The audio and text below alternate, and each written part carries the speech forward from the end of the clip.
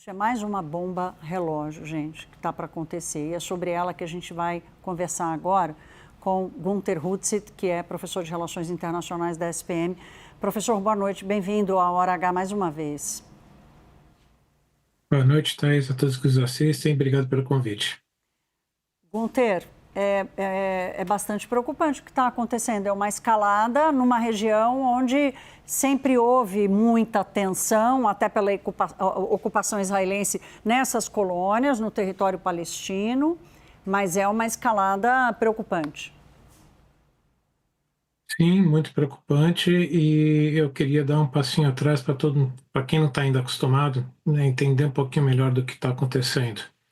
Desde dos acordos de Oslo de 1991, vinha se construindo a ideia da possibilidade de dois estados, ou seja, Israel e Palestina, como dois países diferentes, soberanos. Foi criada a Autoridade Palestina, mas que perdeu o controle da faixa de Gaza para o Hamas, e a Autoridade Palestina continuou controlando somente ali a Cisjordânia.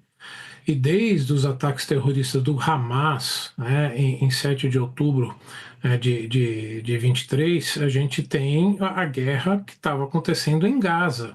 Essa guerra não aconteceu na Cisjordânia, porque realmente você tinha dois governos separados.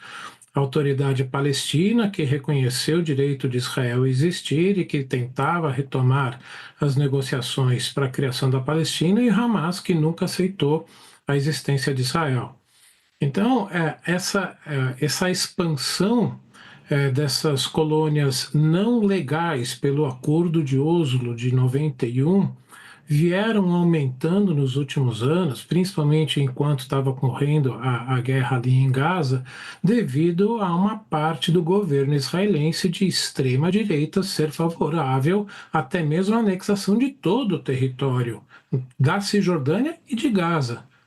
Então, para a sobrevivência de Netanyahu, a permanência desse grupo para ele é importante. Você começa a entender um pouco dos motivos da posição dele diante dessa nova escalada. Claro, não.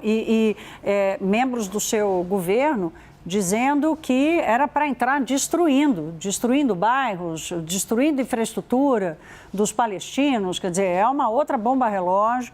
E aí, eu não sei se misturar as duas coisas tem alguma correlação direta, mas certamente, quando a gente olha para o que está acontecendo no Líbano, quando a gente olha a chegada do Iêmen e a participação dos Houthis, os ataques à Jordânia, aos outros países, Kuwait, Bahrein, a coisa está esquentando mais do que se imaginava. Qual é o grau de risco que você enxerga hoje, Gunther? Olha, é tudo que o regime iraniano gostaria que acontecesse, de Israel atacar cada vez mais os palestinos para que ele tivesse uma justificativa para expandir ainda mais os ataques que estão ocorrendo. Reparem que, por enquanto, nessas últimas 2 semanas, não houve ataque direto entre Irã e Israel. Houve os ataques de Israel às bases americanas nos países vizinhos e algumas infraestruturas desses países vizinhos.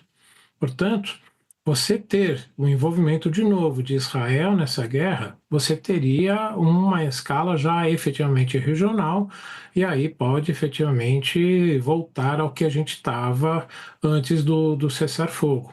E isso também, essas ações vão complicar ainda mais a possibilidade de um entendimento entre até mesmo Estados Unidos e a Arábia Saudita, que vinham negociando um acordo nuclear no início da semana. Portanto, quando a gente imaginava que poderia estar caminhando para uma certa acomodação entre alguns desses atores, volta tudo atrás.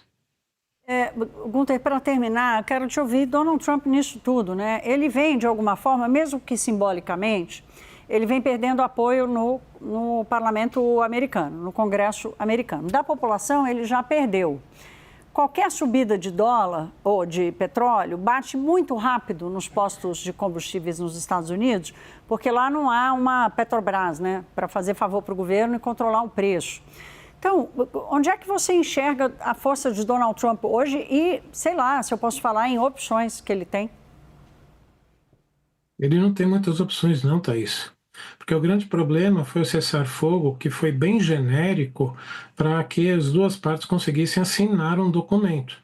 Mas o Irã, o regime iraniano, se sentiu empoderado com isso e voltou a atacar navios, e Trump, diante disso, tinha que escalar de novo essa guerra.